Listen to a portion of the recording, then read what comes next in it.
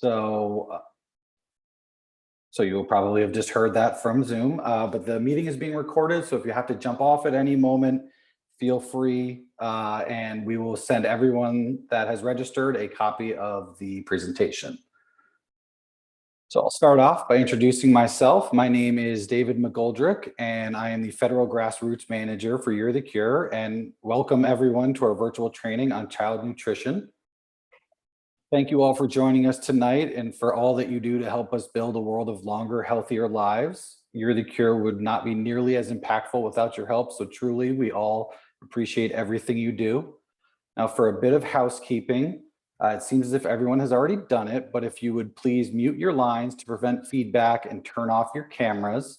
Everyone seems to have been able to do it, but in case you are having any issues, you will see a microphone and camera on the bottom toolbar. You just hit that until there is a red line through it. Please know that there will be a dedicated Q&A portion of the presentation tonight, but if you do have a question at any point, please feel free to put that into the chat box and we will get to it. As I mentioned, we'll also be emailing everyone who's registered a copy of tonight's presentation, so there's no need to worry about trying to copy everything down from the slides, etc. We'll be taking care of that for you. So with that being said, I know your time is valuable, so I'll jump into the presentation, give a brief bit of history on federal child nutrition efforts, some of our previous work in this space before I kick it over to our special guest tonight, who can talk specifically about the latest effort.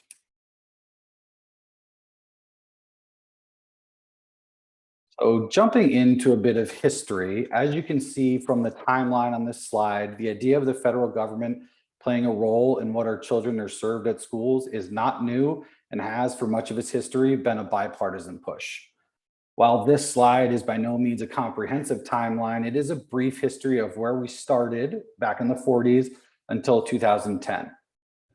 So the idea that schools should serve our kids balanced meals to help their overall health has been around for many decades, but most do not know that the idea is actually rooted in national security. It started in 1945 when we were in the midst of World War II. Millions of potential draftees were rejected because of childhood malnutrition. It was argued at the time that in case there are future wars and in order to ensure our national security, that children needed to be well fed so that they could be combat ready. Congress listened and they took action in a bipartisan manner. In 1946, President Truman signed the National School Lunch Act, providing school lunches. Fast forward a bit, and in 1966, in the midst of what's known as the Great Society, President Johnson signed the Child Nutrition Act into law, which strengthened the existing school lunch program while also creating a pilot school breakfast program to ensure that children received at least 2 meals per day. Continue in our time travel, jump forward another 9 years to 1975, and President Ford signs the National School Breakfast Act, which made the breakfast program permanent, and which is something that you're probably all familiar with now. And now, while it may seem like this timeline completely skips over the 1980s, a lot did happen. There were many attempts to cut spending on a lot of domestic programs, including child nutrition. Some of you may even remember talks of ketchup and relish being vegetables, but we here at You the Cure prefer to focus on the positive, so I will skip ahead a bit more. In 1994, President Clinton signed the Healthy Meals for Americans Act, which helped set the stage for tonight's conversation. So that bill required school meals to meet specific dietary guidelines for Americans. Progress continued into the George W. Bush administration when, at his direction, the USDA contracted with the National Academy's Institute of Medicine to develop science-based nutrition updates to school meals. Those actions ultimately helped lead to President Obama signing what's known as the Healthy, Hunger-Free Kids Act in 2010, which was done as part of child nutrition reauthorization and funding for child nutrition. This act funded programs, set new nutrition standards, and incorporated the Let's Move initiative to help combat childhood obesity. So now that I'm sorry, I accidentally skipped a slide. So now that we've kind of gone over some of the history, I can start talking about why You're the Cure engages, why the American Heart Association cares about this issue so deeply. For some, it might be obvious. For others, you might need a little explanation. So While the origins of child nutrition may be rooted in national security, You're the Cure engages for very different reasons, and we've been at the center of the child nutrition discussion for decades. Today, millions of children and families rely on schools to meet their nutrition needs.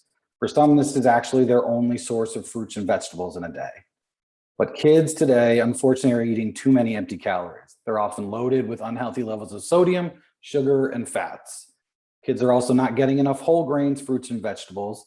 And this has helped contribute to chronic, potentially fatal diseases that were once only associated with adults, such as obesity, hypertension, high cholesterol, fatty liver disease, or type 2 diabetes.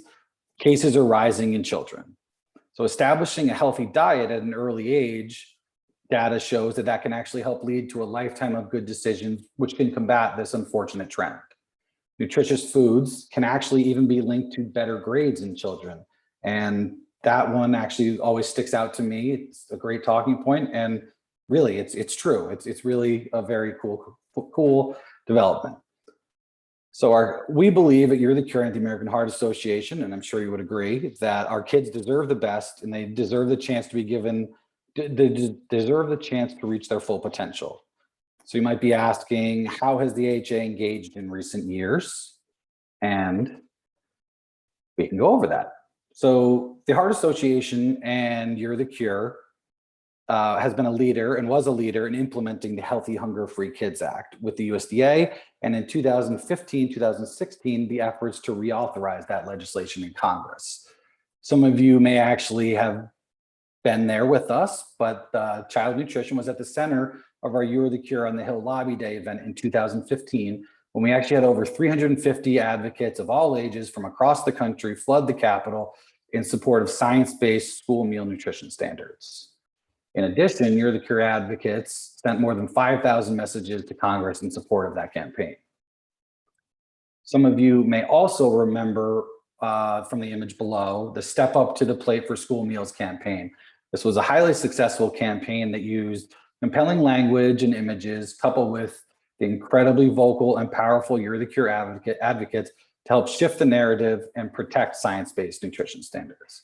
And as you can see from the second point below, these efforts were working and more than 99% of schools were compliant. So that brings us to the more recent past.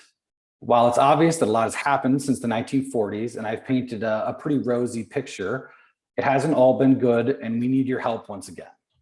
This discussion leads nicely into our special guest today, who is going to talk about the current child nutrition reauthorization effort in Congress, what we are pushing lawmakers to prioritize, and why we need your help on this important issue. Some of you may have met her at a previous lobby day, potentially in 2015. For those of you who have not, please allow me to introduce Christy Anderson. Christy is our Senior Government Relations Advisor and primarily handles what we call our prevention portfolio.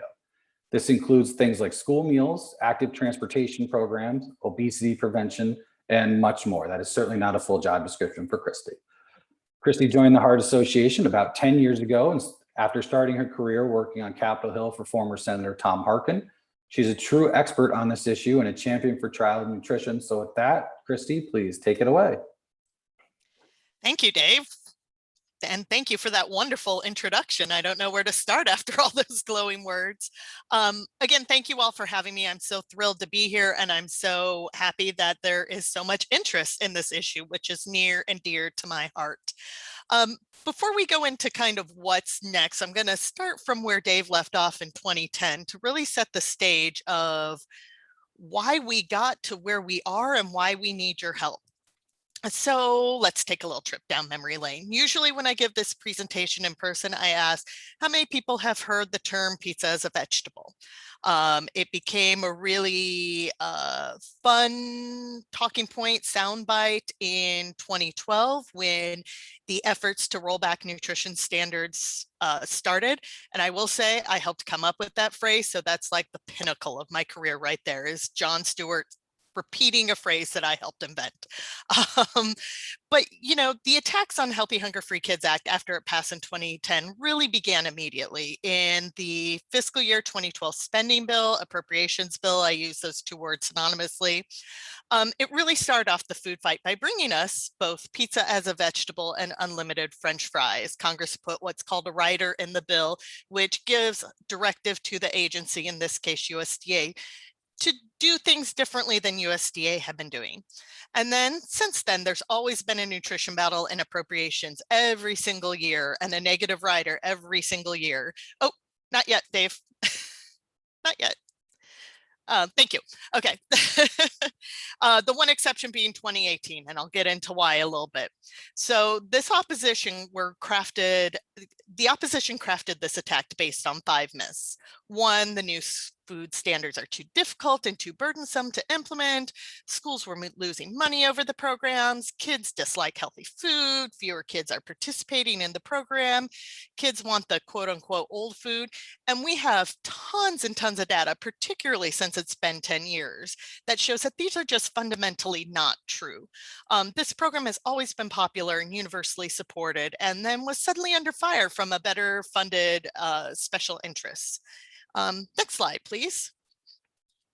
So here's a list of what we call the riders in appropriations bills. It takes you year by year. You don't have to worry about the specifics of these. I'm just trying to give you a visual to provide you a greater understanding that something as seemingly simple as feeding kids healthy foods based on science is not as universally supported as it ought to be. And you can see, like, there's pizza, there's sodium, there's whole grain rich, there's milk, there's potatoes at breakfast. Like, every little special interest wants their own kind of carve out. Next slide, please.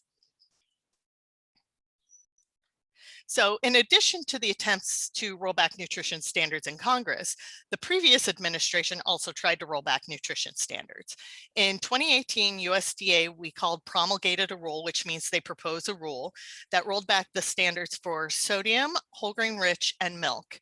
And rolling back these standards really kind of caused, even the proposal really kind of caused an upheaval and a bunch of uncertainty and confusion.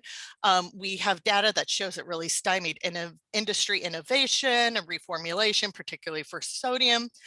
And that's problematic not only for the obvious reasons, but schools that want to serve the healthier meals may not be able to do so because either the products aren't available or because of economies of scale, the products are too expensive and then decreases revenue.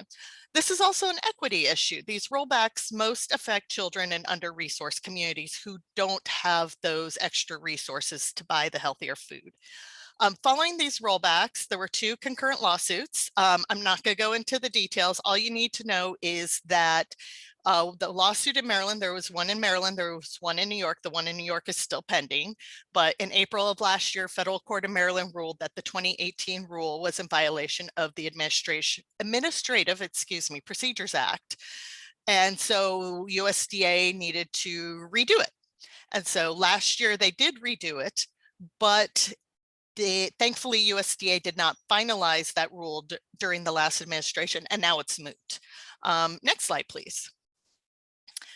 Also last year, USDA proposed another rule that, again, I won't go into the details because it's highly wonky, and this just shows this is just the tip of the iceberg of everything it would have done. But essentially, between the other rule and this rule, every single nutrition standard would have been weakened or eliminated, and thus rendered all our progress in serving kids healthier meals moot.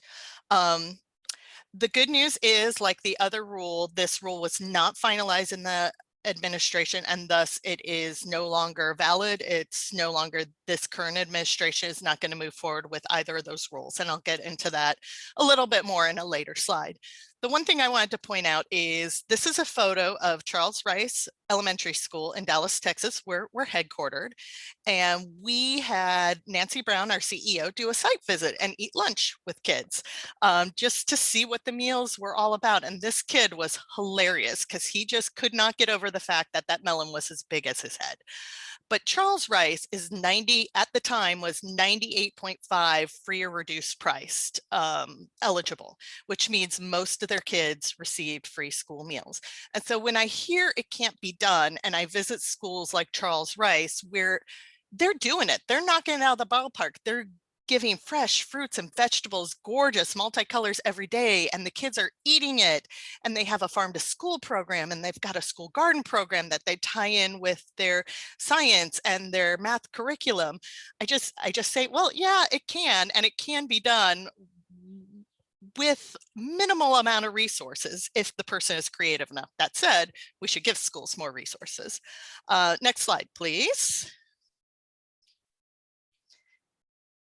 All right, so where are we today? Put the little Back to the Future little image here, because I do feel like we are repeating history. I feel like we're in the same place we were in 2015 when we tried to reauthorize the bill and that failed. I feel like we're post Healthy Hunger Free Kids Act, where we've got to promulgate all these rules. So as it stands right now, the standards from 2012 are the law of the land because of that lawsuit. And so we've been working with USDA to not only put out guidance to schools saying, hey, this is the law of land, this is what you need to do, but also give them an updated guidance on sodium targets, because post-COVID, they're not going to be ready to implement Target 3 next year. That's just not realistic. There's also the school meal standards are also out of date right now. There should now be a Target 4. The school meal standards have to be aligned with the Dietary Guidelines for Americans, which in updated DGA just came out. And so there now needs to be a Target 4 sodium, and there now needs to be an added sugar standard. So we're putting pressure on USDA to do these.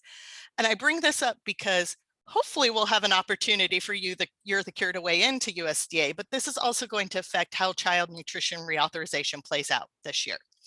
The other variables that are going on right now are COVID related waivers. Because of COVID, schools have what's called a meal pattern waiver and an area eligibility waiver. The meal pattern means if they just have trouble procuring or ordering whole grain rich, I'll just pick a food item, tortillas. They have problems, they cannot find, their old vendor went out of business because of COVID. They can apply to the state and ask, hey, can we have a waiver for this item right now? Because we just cannot procure them. In some of the bigger school districts, they got a meal pattern waiver to serve things in bulk. So kids weren't going home while they were learning from home with, 10 little quart-sized things of milk every week. They could just take home, the parent could just take home the gallon. And area eligibility, it's highly wonky, highly complicated, but at the end of the day, what that means is schools can serve meals for free to all kids, no matter what their parents' income is. And so that's also what we call universal meals.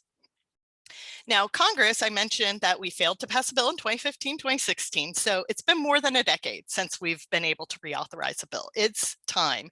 And COVID has really highlighted where our holes in the child nutrition safety net are and what we need to do to strengthen the programs to ensure that all kids get the nutrition they deserve to thrive. And so I'm really hopeful that between child nutrition reauthorization and the various recovery packages proposed by the Biden administration, that we're going to have a chance to be really innovative. And from the American Heart Association's perspective, we have a lot of priorities, but these are our two top priorities. These are where we are the leaders, and this is where we need your voice the most. The first one is to protect and strengthen evidence-based school meal nutrition standards. And the second is make healthy school meals for all permanent. Healthy school meals for all is just another word to say universal. There are those who don't like the word universal, so we're trying to say healthy school meals for all. And we know, I talked a lot about the nutrition standards, but we know with healthy school meals for all kids are better off. It eliminates stigma in the cafeteria. It ensures that every kid gets a healthy meal. There's lots of data out there that shows school meals are some of the healthiest meals you can get for kids or adults for that matter. It also helps school food service programs survive fiscally. Almost every program is in the red right now because of COVID, and we're going to need to figure out a way to ensure that these programs don't go under, otherwise kids don't eat. And next slide, please. So talking about reauthorization, where are we? So first, there's called the hearing process. The Senate already had their hearing. I expect in the next few weeks, we'll have the House have some hearings. And if the House does do hearings, there'll certainly be an opportunity for a call to action there. And then comes the legislative drafting, which can take months. I know they're already starting to work on it, but this is where your voice really matters, because if you're a member of Congress, your senator is hearing like protect and strengthen school meal nutrition standards, make universal meals permanent, they're going to go to the chair and ranking member of their committees and say, hey, this is important to my constituents. This is important to me as you're drafting the bill. I brought up American Jobs and or Families Plan. And the reason why I bring that up is, again, this is a little wonky, but some of the things we want to do, like universal meals, is a bit on it has a little bit of a high price tag, and so it would be easier to get done in a recovery bill than it would in traditional reauthorization. So we actually have kind of a two-pronged plan going forward. And then, of course, once there's legislative drafting, the committees will vote on it. It will go to the floor will vote on it, and then it'll go to conference, and then it'll be voted on again. So lots of opportunities for engagement. And I think, Dave, you're going to talk next about Memorial Day recess or Yes, I am. in-district work period. All right, turn it back over to you. Thank you, Christy. So as Christy mentioned, they are actually in active discussions. They are working on this issue right now. So as Congress is actively discussing and negotiating a potential child nutrition reauthorization bill, or whether it is in a recovery package, the best thing that you can do to help is to make sure that they hear from you and that they hear from you frequently. So I just want to make sure that everyone knows, yes, we do have an email campaign on you'rethecure.org in the Action Center. From there, in seconds, you can easily contact your representative and both of your senators. But as Christy highlighted, with something as big and as important as this, we need more from you than just sending emails. Specifically, we need you to request virtual meetings with the United States senators to ensure that they prioritize science-based nutrition standards and to ensure that no child goes hungry by supporting healthy school meals for all. So meeting with your lawmakers is really key here. This is something that in a pre-pandemic world, we would probably be trying to organize an in-person lobby day, but obviously due to the pandemic and potential health risks, that's not really an option at the moment. So we're asking you to request virtual meetings with your senators. Over Memorial Day, it's a little over 1 week. Congress has what they call recess, but it's district work periods. So lawmakers use this time to do constituent services. They meet with constituents, they help solve their problems, et cetera, et cetera. But this really is a perfect time to request a virtual meeting with them. And the timing, as Christy said, is really, really helpful for us as they are actively discussing these issues. So we would give you all the materials that you need to make the meeting a success. Those would include things like talking points, what we call leave behind materials. So some more specific policy things that you could just email them, things like that, as well as helpful tips. But I do want to note that I do know that it can be a little daunting to request a meeting from a United States Senator. At least here in Washington, D.C., where I am, they're almost like celebrities, and it can be a little intimidating. But I swear, and I want you to know, it's actually very easy. And it's something that senators absolutely expect and frankly want of their constituents. Most Dave, offices, sorry, can I jump in real quick? I'm sorry, of I didn't course. mean to mess up your patter. I just want to your point about how it can be intimidating. I used to work for a senator and my favorite meetings were with constituents. Congressional staff meet with people like me every day. They come in with the stats and the asks and whatnot. But what we really liked as staff is meeting with constituents who can tell the story, who can tell why it's so important to them. So just throwing my 2 cents in there from a former Senate staffer perspective. And that's super helpful to note. So I appreciate you chiming in there. But like I said, like Christy said, they fully expect it. And most offices actually even allow you to request these meetings online. But from my personal experience as a former Senate staffer and someone who, when I have lived in states, has been very vocal with my local politicians, I suggest calling the local Senate office directly and requesting the virtual meeting. I believe, and from my experience, it adds a more personal touch and really does show that you truly care about this issue, and they're more likely to make the time. Another thing to note is that don't be upset if you can't get a meeting with the senator themselves. Their staff, as Christy mentioned, they really are the gatekeepers of this, and everything you share will actually get back to the senator in a meaningful way. Sometimes there's just not enough time in a day for a senator to actually meet with everyone that's requesting meetings, and the staff are the ones that do the work. So don't take it as a slight. It's absolutely not that. So yeah, now that you know the history of child nutrition, why we're asking for your help, I hope you will take just 30 seconds and join me in sending a quick text message to let us know that you're still interested in meeting with your senators. All you have to do, as you can see on this screen, is text lunches to 46839. And over the coming days, we'll provide you with, as I mentioned, some more helpful tips on how to hold a successful meeting, some easy to understand talking points that will really make you an expert on this issue, and all the materials that you could need in case they want to follow up, or in case the senator or the staff has more detailed questions. These materials that we can give you will have all of that, because we don't expect you to be the true experts, right? You're advocates who care about this issue, and that's what they should know. So I'll pause for a bit while hopefully you all are sending that text. Just a reminder, it is lunches to 46839. Dave, we have a question asking if the materials could be emailed. They will be. They absolutely will be. To everyone who sends that text, we will send all of the materials needed.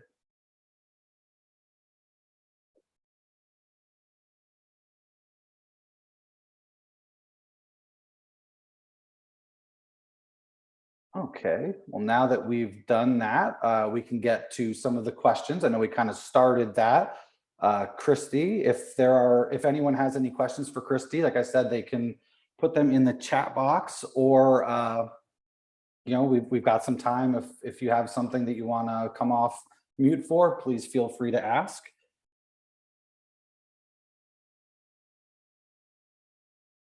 As of right now, Christy, the only question I'm seeing is from Beatrice, and she was asking why healthy foods were removed in school food training. I'm not sure that I understand the question, Beatrice, but if you want to come off mute, we can certainly try to get an answer for you.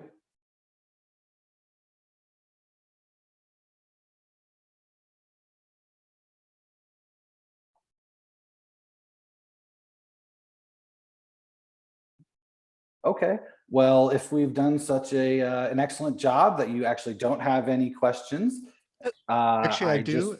oh, great. Could I ask?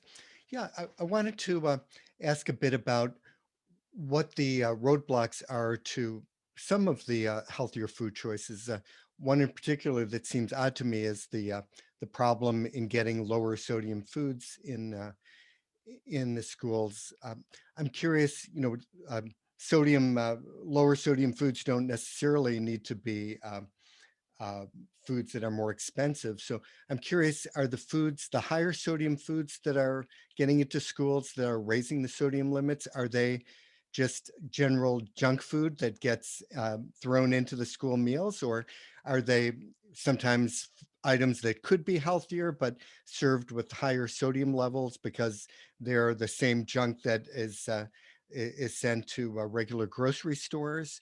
Could you give us a little bit of background about how things like higher sodium foods get into the school supply? Yeah, that is a really, really great question, and I appreciate it. So the school meal nutrition standards are based on a weekly meal pattern. So in that weekly meal pattern, you could have one meal that is very, very, very healthy, fruits and vegetables, lean protein, hardly any sodium, to make up for, say, on Friday to serve pizza, which is, love it or not, it is the #1 seller for school food service, and that's where they get the paid kids in to help make their budget and help make sure they have money to then buy the healthy foods for the other weeks. Part of the issue is that a lot of schools don't have the capacity to scratch cook. They either work from a central kitchen or like a Aramark or a Revolution Foods, one of those kind of companies. And so they really don't have a lot of flexibility in what they can serve. It's based on what they can purchase, right? So that's where the reformulation is really important. There was a lot of pushback on Target 2, and as I like to say, Target 2 was essentially taking out a slice of pickle from the meal. I think there were more programs who were closer to Target 2 than they thought they were. But Target 3 is going to really take a concerted effort. Another sort of challenge is that there are schools that just don't have the storage for fresh fruit or fresh vegetables. So they go with canned. And even though they're serving canned vegetables that are good for you, there's going to be a little bit higher sodium content. So it's a culmination of a lot of different things. I mean, quite frankly, you serve more fruits and vegetables, your sodium content is naturally going to go down. So Yes. yeah, so there's no real good easy answer. It's a lot of things, and I think everyone can get to Target 2 really easily. Target 3 is going to take a concerted effort, and Target 4 is going to take a concerted effort for technical assistance and training of school food service directors, just so they know how to procure, how to menu plan, but also from industry to reformulate to ensure that those products are available. Sorry, I'm giving a really long No, answer that really now. helps. Could I ask a quick follow-up? Yeah. And that is, I'd heard that milk is served as a requirement, and I've heard it said that children who are lactose intolerant, or they or their families would prefer their child not to drink milk, that they need to get a note from their doctor in order to not be served milk, as opposed to water or a non-dairy milk. Is that true? I'm sorry, repeat My that one more question time. Sorry. is it true that students who choose not to drink milk, dairy milk, need to get a note from their doctor to not be served milk, and perhaps be served another beverage in place of milk? So I would need to go back and look at the statute, whether an actual note is required, but I do know that schools are required to provide alternate sources other than cow's milk for kids who might be lactose intolerant, or they have a family, preference, the family is vegan, that sort of situation. So I do know the schools have to provide that. I don't know about the note part. I would have to check, and I don't want to give you the wrong answer on Oh, that. so is it your understanding that they don't need a doctor's note in order to receive, say, a plant-based milk in place of dairy I milk? I don't know. And I wanna check on that so I don't give you the wrong answer. I just know that the schools have to have that available. Got it. Okay, thank you. Let's see, I think Betsy above asked how many public school students receive free or reduced price. So we don't get the numbers from USDA that break out public versus private schools. Any school can opt in to participate. So you have private schools that participate, you have public schools that don't participate. I'm going to give you the 2018 numbers because 2019 and 2020 are obviously very off. Or sorry, I'm going to give you the 2019 numbers because 2020 is obviously very off because of the pandemic. But in 2019, 20.1 million children participated in free, and 1.7 million children participated in reduce. And then you had 7.7 million children that paid full price for their lunches. And that's just the lunch numbers. I can pull up the breakfast numbers too, but that'll take me a moment.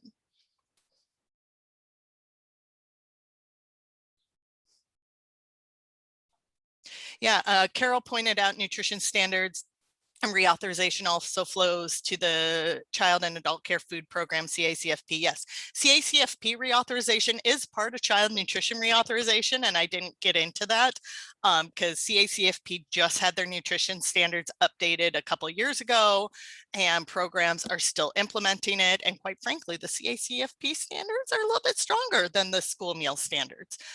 So CACFP from a nutrition standard perspective isn't going to be as much of a focus. Now it's going to be a focus as far as reimbursement and assuring that these programs can still run post-pandemic.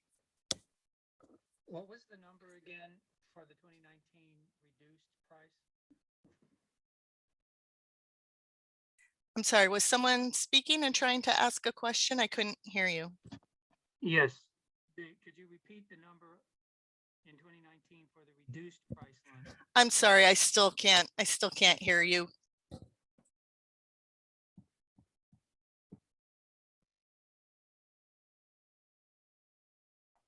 So I guess that might be a good spot for me to just say that my email address is on this slide.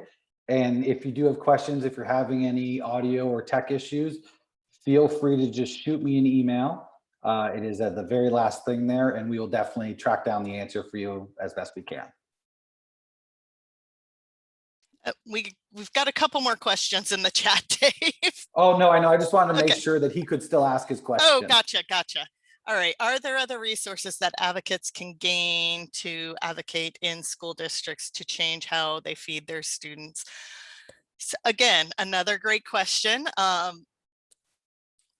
One of the challenges with school meals is the programs are often looked as a separate part of the school day, a separate entity from the school. And so you have decision makers, and it varies district to district, school to school. So it's all a little different, but you have school boards or superintendents making a decision to when they're going to put their lunch and when they're going to put their breakfast, what time and how long. And often that doesn't give kids enough time to sit down and eat, particularly fruits and vegetables that take a little longer to eat. And so that's part of the challenge. The other part of the challenge is that, you know, I mentioned schools just don't have the resources, and often schools charge programs for like their use of electricity and lighting. And even when we talk about things like school kitchen equipment grants to modernize the schools that do have kitchens, like they don't have the proper gas lines to plug in and other sorts of infrastructure issues. So my advice is always get involved in whoever your decision maker is in the district, and find out what the programs need and advocate for, you know, appropriate length of meal and appropriate time of meal. And, you know, for elementary schools, recess before lunch, because we know that kids will be more hungry and will sit down and will eat their fruits and vegetables if they have recess before lunch. And then I put in the chat box, thank you, Carol, for clarifying regarding the milk. That's what my brain was trying to dredge up and just couldn't do it fast enough. And then what was the number of reduced price lunches in 2019? In 2019, 1.7 million children participated in reduced price.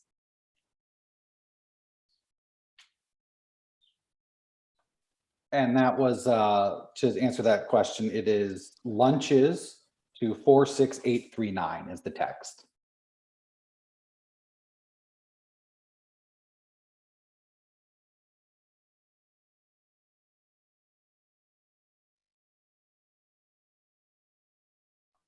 Do we have any more questions while we have Christy here?